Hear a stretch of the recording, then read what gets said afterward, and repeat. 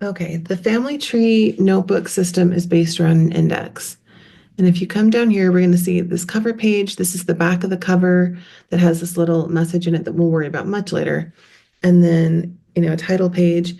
And then it's going to go into this index. Let me zoom in. We chose the male first index. So you see we have a root person, father, mother, grandfather, grandmother, etc. One of the big questions I get from people who have never done this before is, what is a root person? Who is the root person?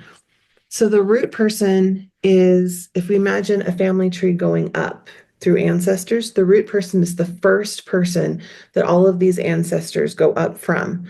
It can be anyone.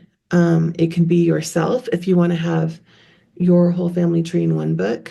It could be your parents if you wanted to have a book for your father's side of the family or your mother's side of the family. Um, if you want to split it down more, you could do a grandparent. It doesn't matter. You could pick anyone you want, and it's going to be that person and then their ancestors going back in time. People do ask about descendants, things like that. We're not going to worry about that right now. We're just picking this one person and imagining their ancestors. So it's totally up to you who you want to pick. You're going to be putting that person as the first person in the index. We'll do that in the next video. And then we're also going to be filling out some information for them. Their page, when we get down here, we leave the index and we get down to the ancestors, the root person is going to be the first page. And this is where we're going to put information about the root person. And it's just really basic, name, birth, death, etc. I'm mentioning this because I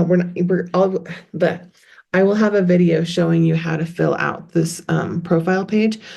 But if you are picking somebody who is still alive, know that Canva makes it really easy to do things like select these two things for the date of death and the location and delete them if the person is still living and you don't want that in there because you feel like that would be a little bit awkward. And then you could leave this blank space, or we could even scooch this up.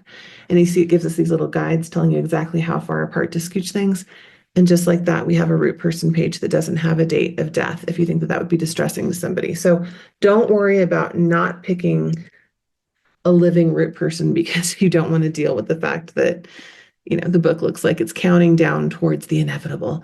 You can modify it. That's the great thing about Canva. It's very, very easy to modify any of the pages to suit yourself. So pick a root person, decide who that person is going to be, and in the next video, we will add them to the index.